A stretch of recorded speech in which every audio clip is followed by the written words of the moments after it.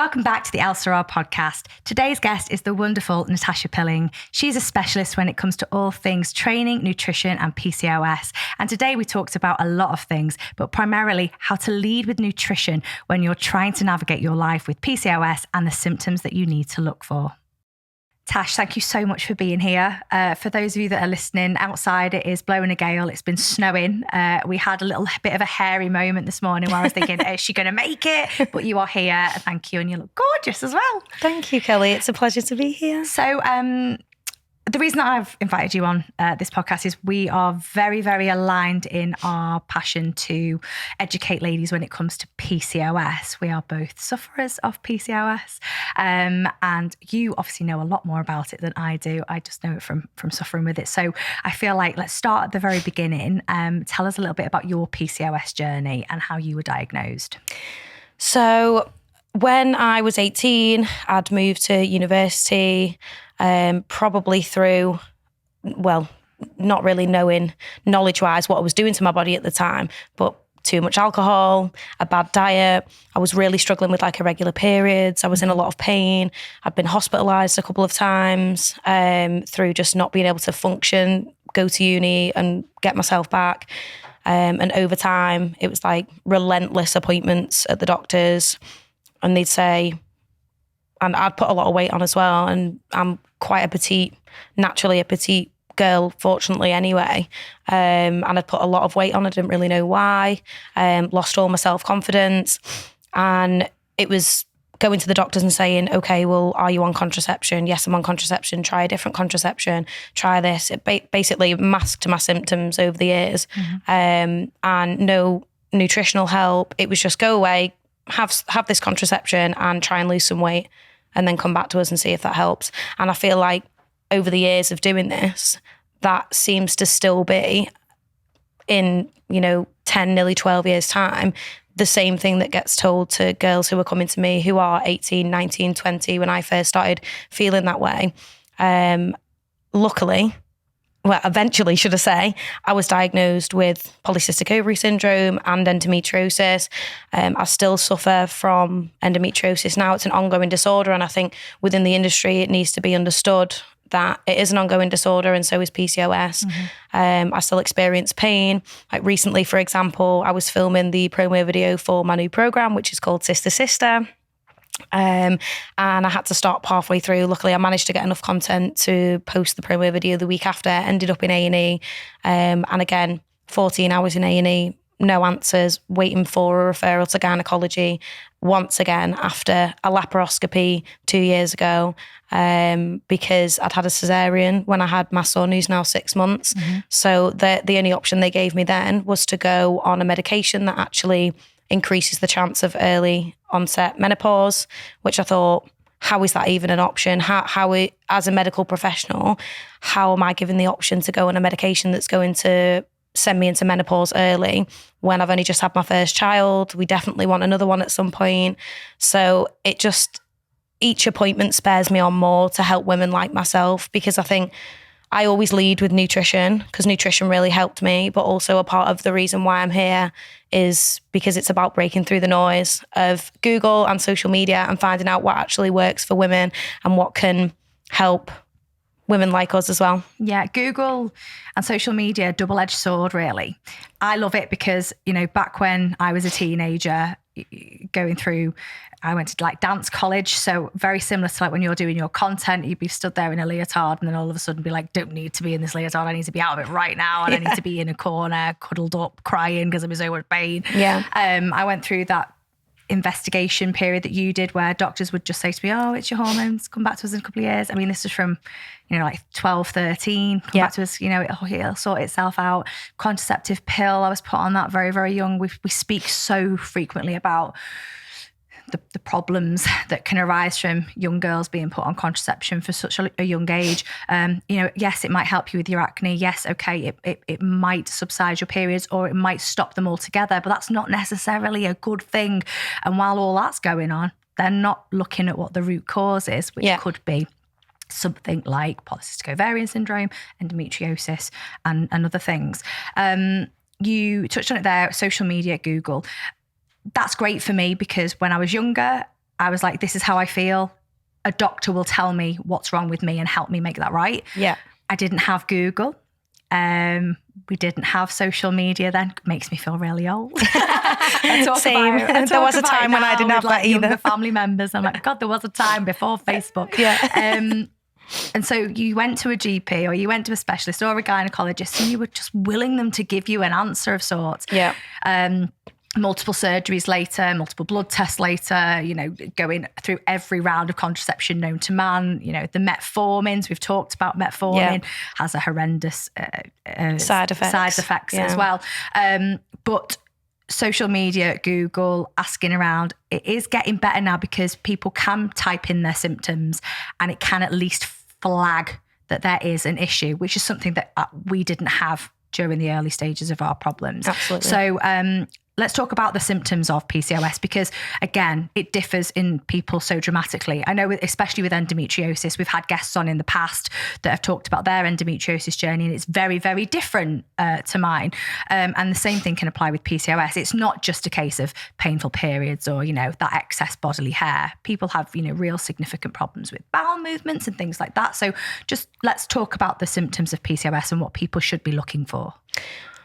So firstly, I'd start with saying there's a lot of crossovers with symptoms. So on my Instagram, I do posts to help people identify which type of PCOS they most relate to, whether that be adrenal fatigue, insulin resistance, hypothyroid, any of those things. But there are crossovers in symptoms. So you could experience cystic acne, you could experience, painful periods. I mean, I know from experience, it's not just painful periods, but it's either no periods at all or periods for weeks on weeks on weeks. And there's just no regulation there. Your hormones aren't balanced. You're not able to ovulate regularly. Other symptoms are, facial hair on your face, hair loss on your head, extreme fatigue and bloating, which can affect, I thought at one point I had IBS. Yeah. And I hear that so much as well, that it's a crossover of symptoms to get to the root cause. So it's just keeping an eye out and noting down when you're not feeling yourself, because it could be something else. It might not necessarily be PCOS. It might be, menopause. It might be PMDD. It might be endometriosis, as we've discussed. But I think it's important to talk about the symptoms more because from working with clients for the past 5 years is them not even realising how to identify that and feeling like something's wrong with me and I don't know why and I don't know what to do and I don't know where to start. Mm-hmm.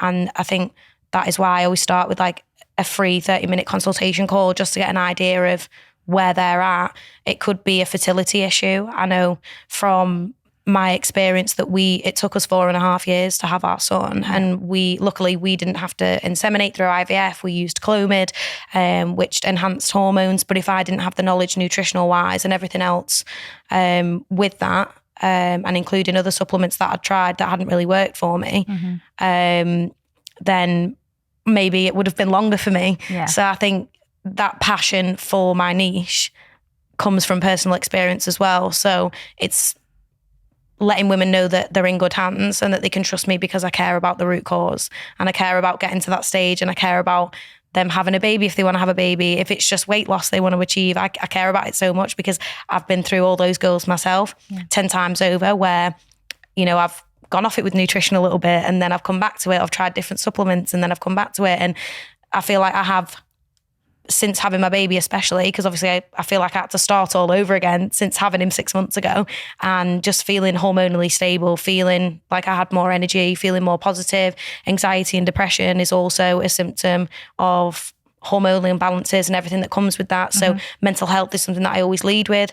I do a check-in with my clients every week and I always say to them, if you feel comfortable, talk to me about what's going on in your life because that will have an adverse effect on how you perform in your program and how you feel towards it.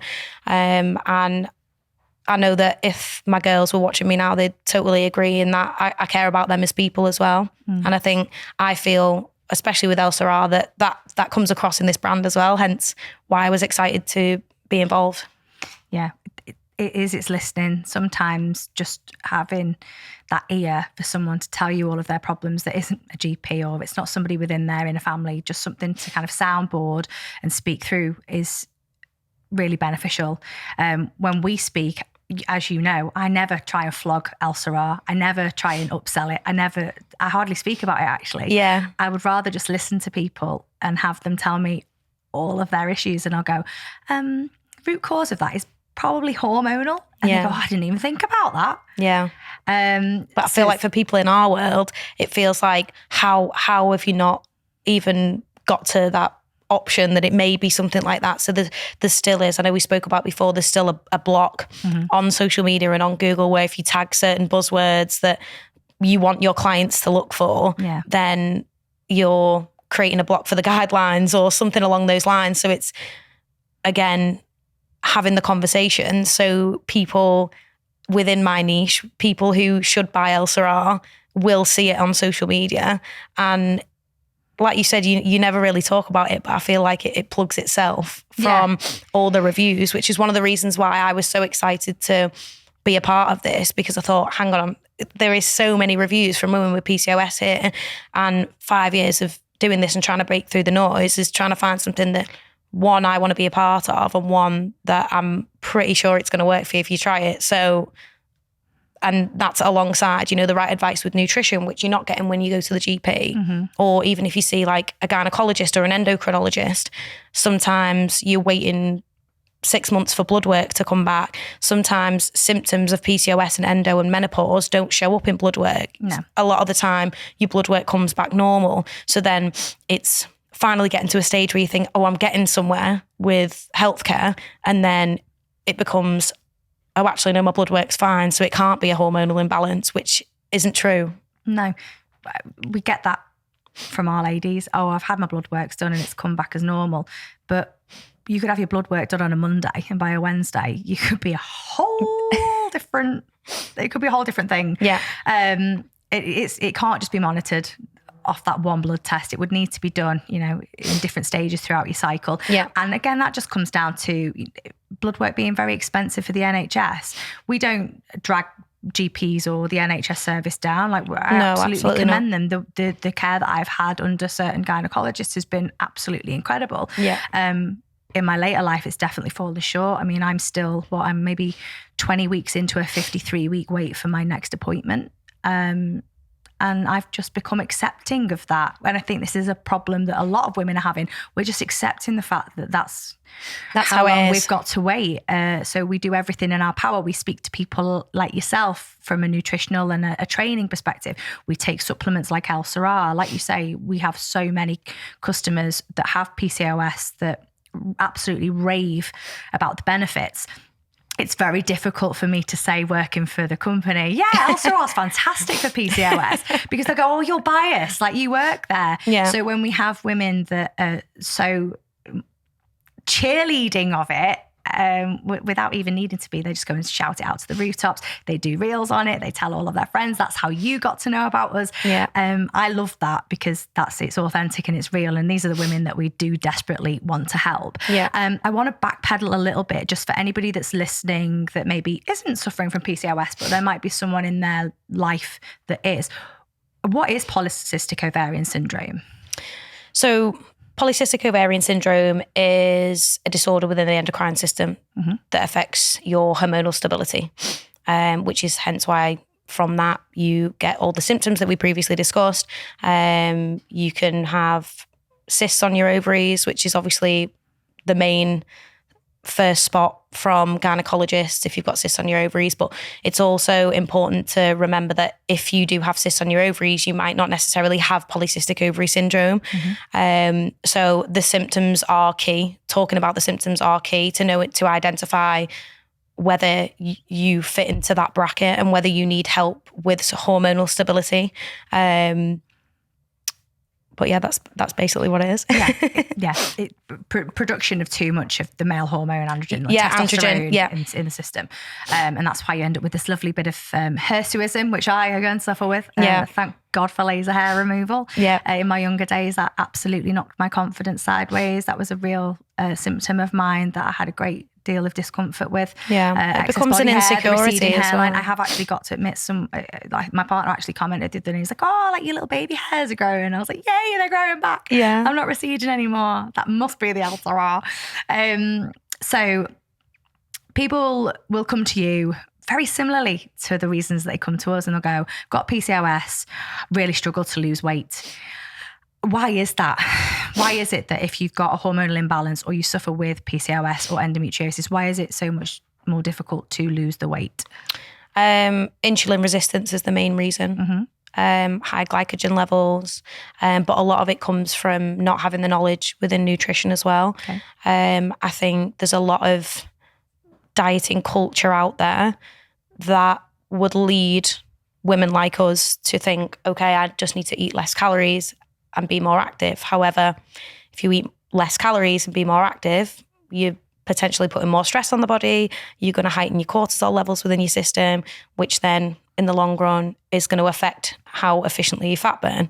So it's also important to know that I always lead with nutrition. That's one of the first questions I always ask my potential clients on the first call they ever have with me is, what does an average day look like for you? And I think it's important to think about macronutrient placement as well as protein volume. You know, I know that most people know that if you eat more protein, you're going to get stronger and you're going to get less cravings. But it's important to know that protein also regulates insulin within the system. It doesn't necessarily mean that you need to stay away completely from refined carbs and refined sugar. However, if you eat them at the wrong time of day and don't exercise afterwards, your glycogen and your insulin is going to increase and it's going to get higher, which increases your hormonal stability, which makes it harder to efficiently fat burn. So I think with nutrition, sometimes it can just be a vicious cycle. So it's important to speak to someone who knows what they're talking about so you can understand really what is on your plate and how the nutritional value of what you're eating, not just making sure that you have a 30-30-40 split of protein, carbs and fats. It's also important to know types of foods that lower testosterone, like red ricey mushrooms, like flax seeds, like vegetable oils and things like that, that some people would, especially vegetable oils, would shy away from using within the diet because they're marketed as high in saturated fat. But actually, in fact, they reduce androgens within the system. So incorporating that within nutrition for someone with a hormonal instability would be really important. Yeah. So I'm on the fly. Someone has rang me. I've got like 3 minutes to talk to them and they're saying, I'm on my hands and knees. I've tried absolutely everything, because I get this quite a lot. Desperation. Yeah. I am absolutely desperate. I've got bikini season coming up. I really want to shed some pounds. I'm finding it really difficult because I've got PCOS. Give me the top 3 things that you would say to them. Again, nutrition. Okay. Nail your nutrition. Let's have a conversation. Figuring out, focusing on what sort of activity you're doing alongside nutrition. What's the best activity that people can be doing with PCOS?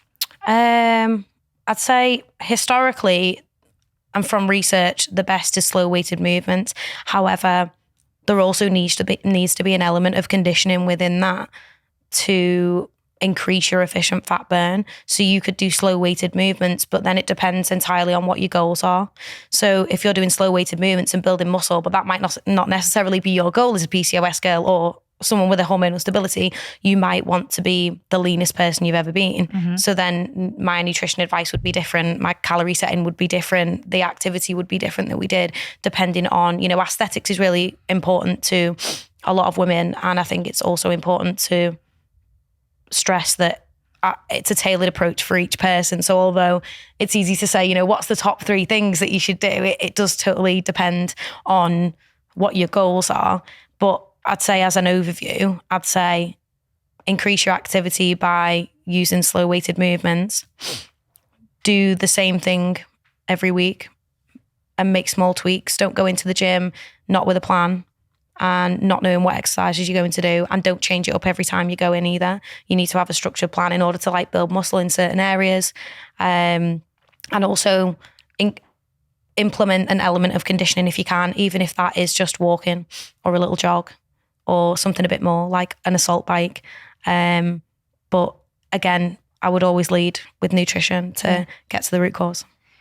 Apologies for interrupting this podcast, but I need to ask a favour. If you're enjoying this podcast so far, then please hit that subscribe button right now. I'll be straight up and honest that I want to see this podcast grow and flourish into something that I'm really proud of. And the only way that I can do that is with your help. So if you've ever learned anything useful from these conversations, then please return the favour by liking, rating, subscribing, and maybe even sharing it with your friends. Thanks very much. Let's get back to the episode.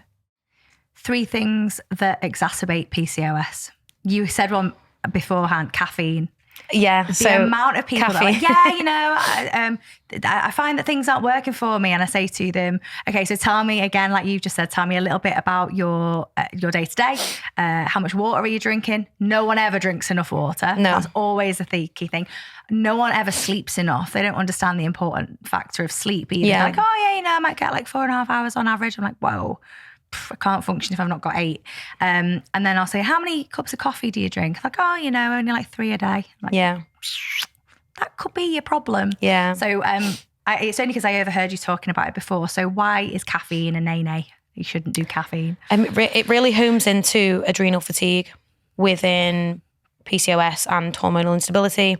The more caffeine you drink, the more likely you are to have like a spike of energy. And then alongside, if your nutrition isn't on point and you're using caffeine as something to give you that spike of energy, you're also going to fall down the hill once it's wore off as well. If you're already someone that suffers from fatigue, that's 10 times worse when you overload with caffeine. Naturally occurring caffeine in like green teas and spearmint teas are a lot better for you. And over time, your body gets used to relying on the naturally occurring caffeine rather than relying on having a coffee, having a Red Bull. However, me personally, I know that I don't start my day with a coffee because I know by lunchtime I'm going to feel fatigued. Yeah. However, I don't stay away from coffee completely. If I'm going to have one and I'm training of an evening, it'll probably be after my lunch. And that'll just give me the little spike I need. But again, I'd say if you're drinking more than 100 to 120 milligrams of caffeine a day and you have an hormonal instability, you're probably not helping your adrenal fatigue. Yeah. Is that the same with alcohol? Yeah. Is Alcohol's just an aggravator to the endocrine system anyway. So if you're someone that likes a drink, personally, I'm not a huge drinker. So if I've got 2 occasions in a month, then I may have a little drink. But I think it's important to know that if you feel like you relate to these symptoms and you're going home and having a glass of wine with your evening meal every single night, that's going to be an aggravating factor. Even if you've nailed on your nutrition, even if you're taking a supplement that helps you, even if you're increasing your activity and you're using a structured plan, try not to go home and drink alcohol. Try and minimalize it. And you know, it's just about balancing it around your lifestyle. I'd never say don't ever drink again. Although there are people who have said to me, who have been clients with me for years, is I feel so much better when I just don't drink for months. Yeah. Which would be the same with anyone, even without a hormonal instability, because it would aggravate anyone. You know, we've all had terrible hangovers in the past. And drinking alcohol results in having further cravings the next day, making the wrong choices about food, falling off the wagon and having that sort of all or nothing mentality. Yeah.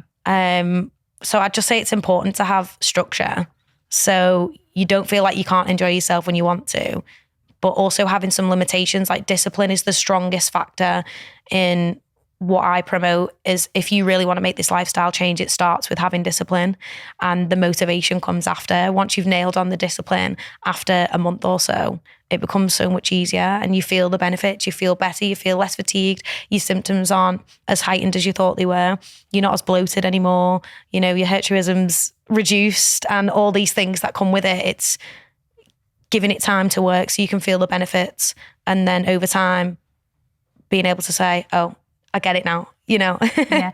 I think we're also in a society where everything is so instantaneous, or everyone thinks that it should be so instantaneous.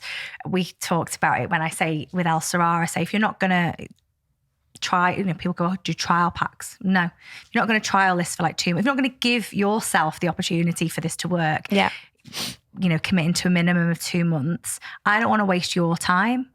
and I don't want you to waste your money. Yeah. And I think it's the same with if you're committing to a nutritional change and like a shift in your diet, shift in the way that you exercise. If you're doing it short term for a couple of weeks, the benefits are, you might lose a couple of pounds, or actually in some instances of weight loss, it might drop off you and then you'll have this slump of not losing anything at all. But it's just got to be consistent. The same thing with supplement taking, the same thing with exercise. It's like, you're training your body for a marathon, you can't just run a marathon straight away. You've got to throw yourself into some deep training. What would you say is like a really good length of time for like what if someone was coming to you and saying, I want to do like a program to like really kickstart my well-being, how many weeks, months, years would you say that they need to be committing to it? I'd say a minimum of 3 months. Yeah. Absolute minimum. It's over 3 months, you'd hope that my clients personally had created the right habits to feel confident enough to maybe not have nutrition as a goal anymore, maybe to have something strength related as a goal or something symptom related as a goal. I've never had a client over the first 3 months who said to me, my periods haven't come back. I hear it all the time. Like once nutrition's nailed on and supplements are nailed on and activities nailed on and symptoms have reduced, I've not had a regular period in 8 months. This is the first time I've had a period and it's only lasted, 3 to 4 days rather than 12, 15 days. And I went through a period of time where I think maybe I went 5 months without one. And this was during the course of us trying to conceive.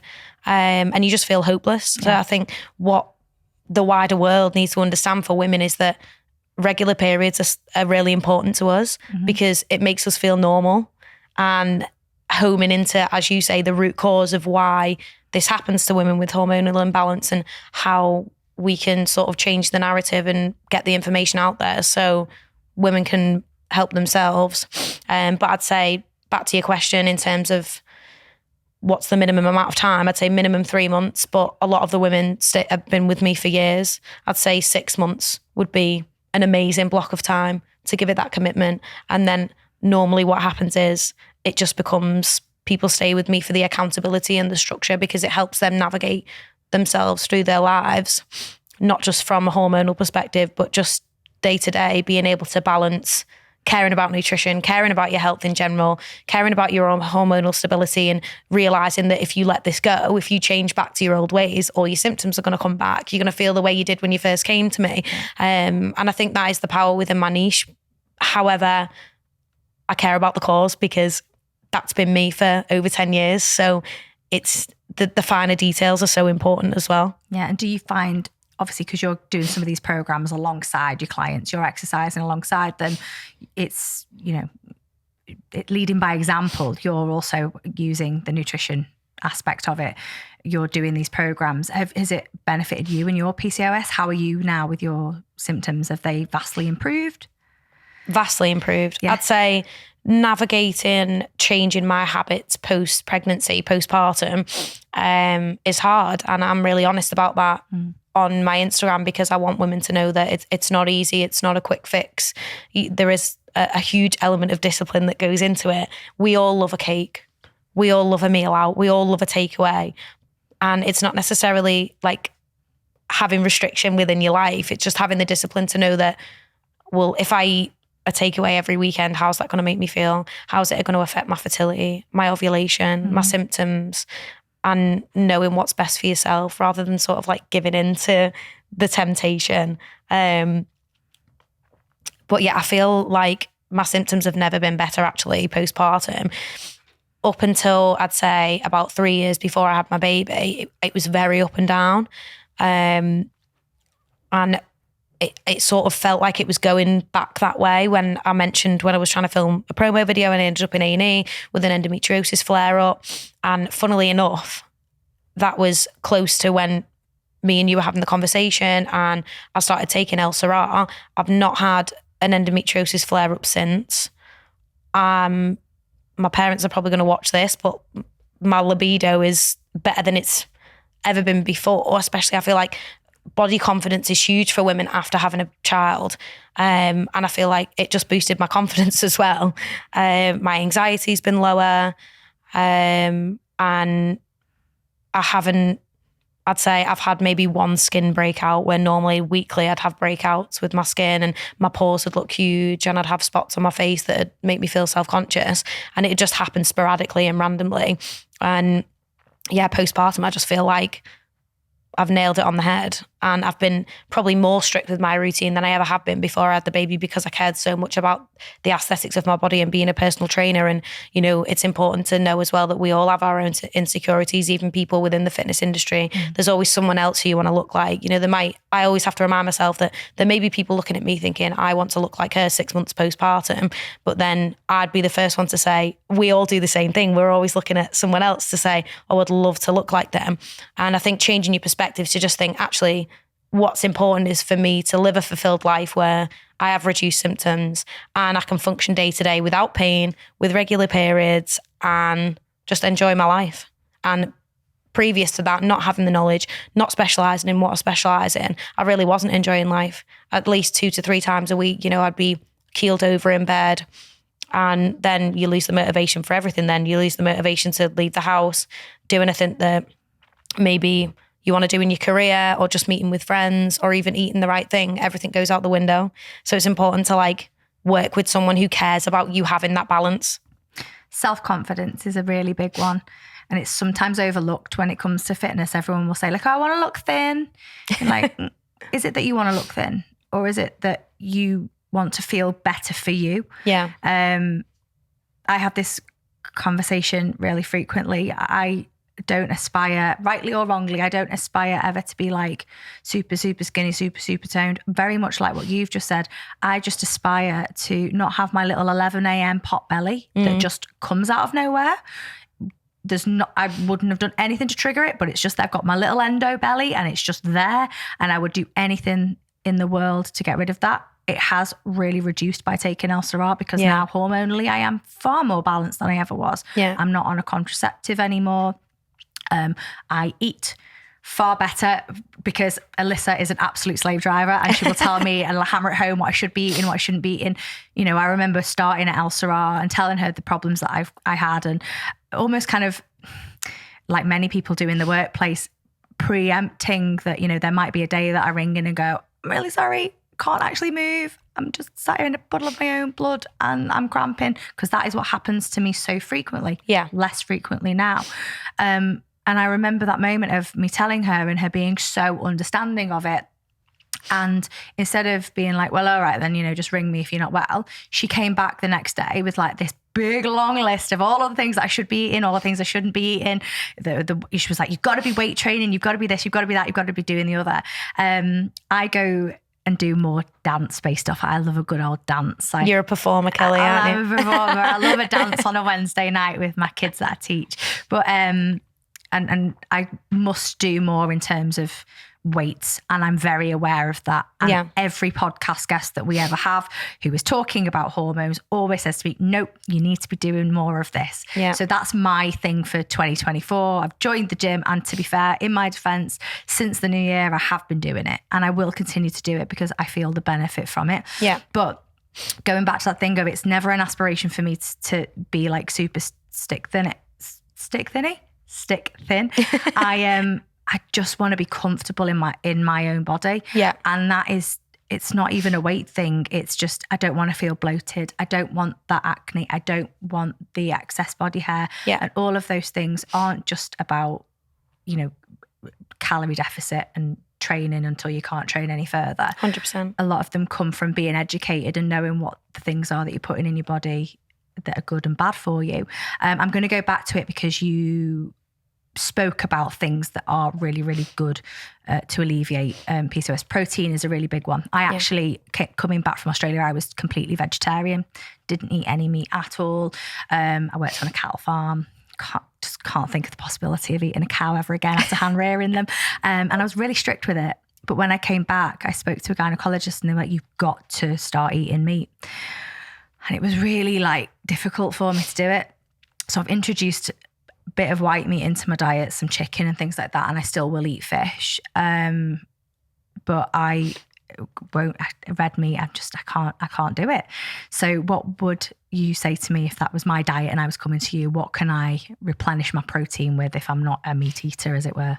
I'd say having restrictions around red meat wouldn't necessarily stop you from hitting a protein target of, say, 100, 120 grams a day. Mm-hmm. It's just about focusing on protein volume. Yeah. So the amount of fish you're eating, the amount of chicken Yeah. that you're eating, say, you may only be eating, say, 80 grams of chicken breast in a portion, whereas if you ate 150 grams of chicken breast, that may seem like a lot on your plate, but you're probably looking at near to 40 grams of protein. If you aim between, I'd say, 40 to 50 grams of protein per meal, Yeah. you'd easily hit, a protein target of 100 to 20, even if you were slightly under on certain meals. And I'd say focus on protein volume on your snacks. So you could have little protein snacks that, look out for refined carbs as well. But if you're going to eat something like that before you train, then it might not necessarily affect your glycogen and your insulin levels too much.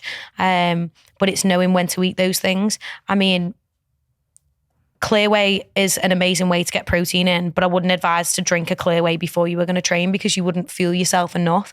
However, if you're getting to the end of the day, or you have one with your high protein breakfast, for example, you've protein loaded. So, for example, if I know everyone hears it all the time, but it is so easy to make and prep for the week, and it lasts all week, is overnight oats with a scoop of protein in.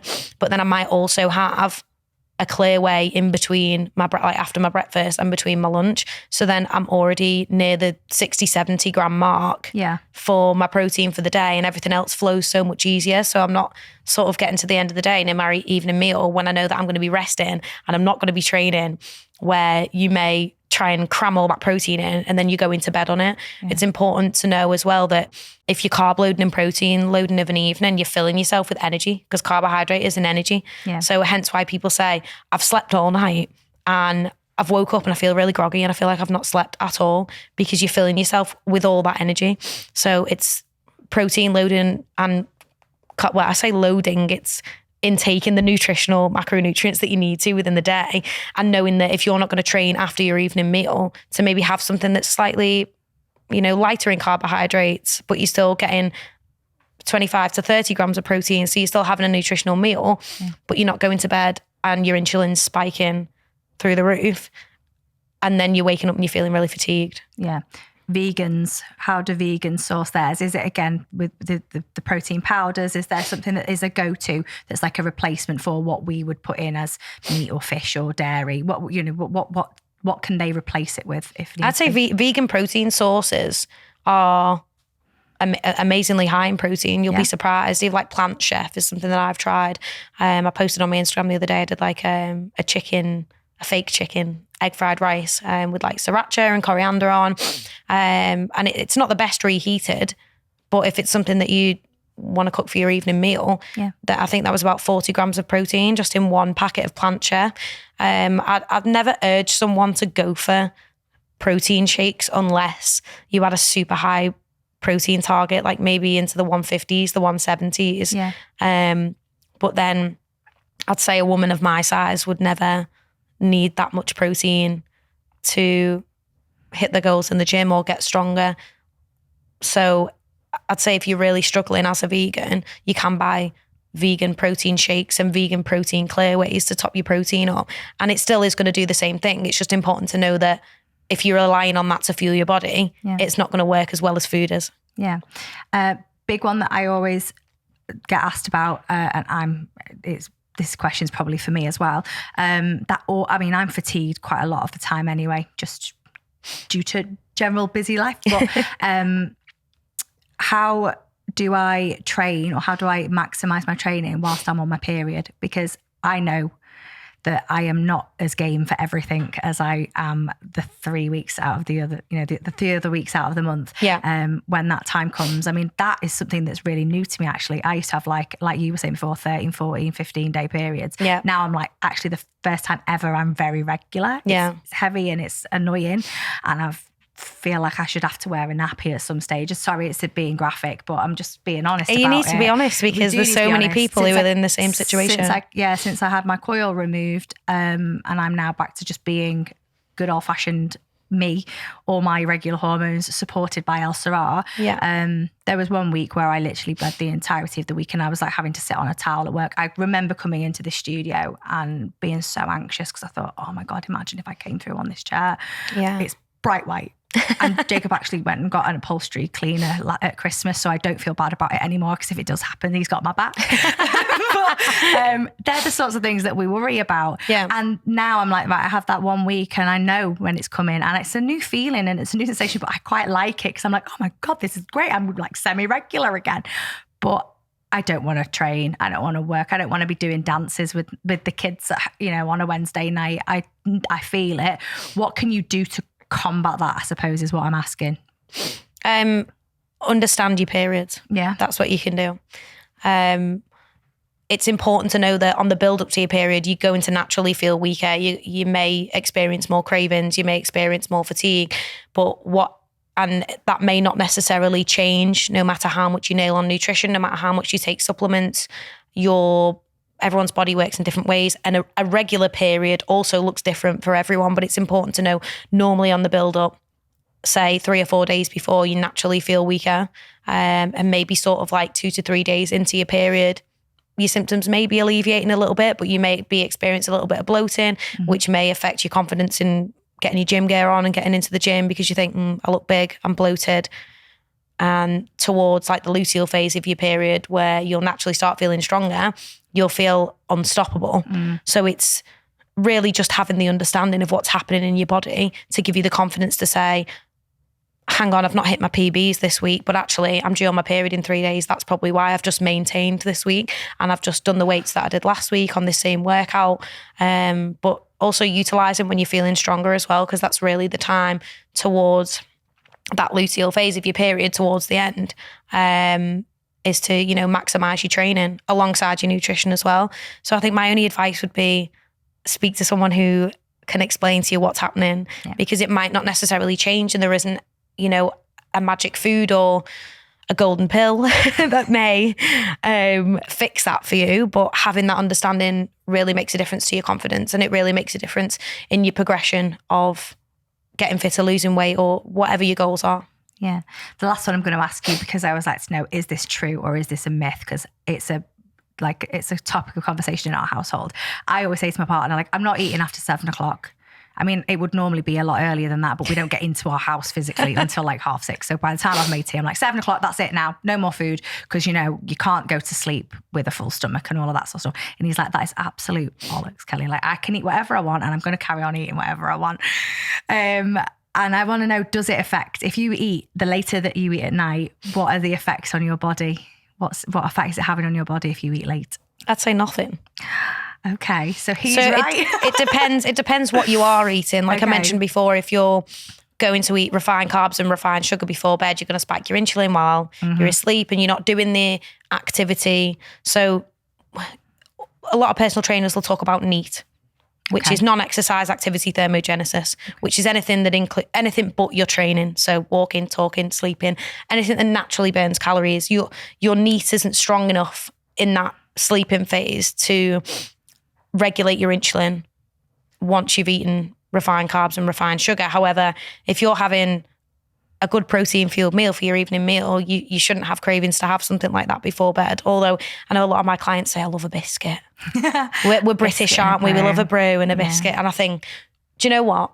Still have that. Let's not restrict it. If that's something that you really like and you think if you don't have that, you're going to be in that all or nothing mindset where you're like, I've not had a biscuit in 5 weeks. I'm going to have 5 brews and a full packet of hobnobs.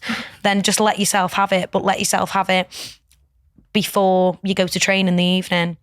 Or if you're training over your lunch period, then have 2 biscuits and a cup of tea before you go to the gym, just to regulate your insulin, no more than, and there's also a culture of people thinking, oh, if I eat food, I have to burn the same amount of calories to ensure that I've burnt off my food, which is also incorrect. It's more to focus on regulating your insulin so you can efficiently fat burn over time, if that makes sense. It does make sense. So I can say that we're both right. we can be diplomatic in our household and say, we're both right. Yeah. You can eat what you want. Well, you can eat until whatever time you want, but just make sure it's the right things. Yeah, exactly. So I should make dinner and maybe say no biscuits after 7 o'clock. Just refined sugar and carbs. Like, I think I always use the crumpet and jam example because I love crumpets with jam on. And I was mentioning it to your colleagues before about that's a good pre-workout snack for me because you're getting that sugar hit, but because you're training, you're exercising, you're regulating your insulin. So I'm not worried about later on in the day making me feel bloated or fatigued or enhancing my symptoms anymore, because even just like a 15 minute walk after each meal is going to regulate your insulin levels to help you, stay on that fat loss journey easier. So we're terminating this on the high of, if you are looking for the perfect pre-workout snack. I didn't say perfect. That's the one I like. Well, it's vetted here. So it's a crumpet and jam, everybody. If you want to have any information more on how to eat your crumpets and jam, and for a wealth of knowledge when it comes to nutrition, fitness, PCOS support, head over to Tash's pages. We will link them within the YouTube page below. Tash, thank you so much. I've had such a lovely conversation with you. Me too. Thank you for bearing with all the snow, and have a safe journey home. Thank you so much for having me, Kelly. Cheers.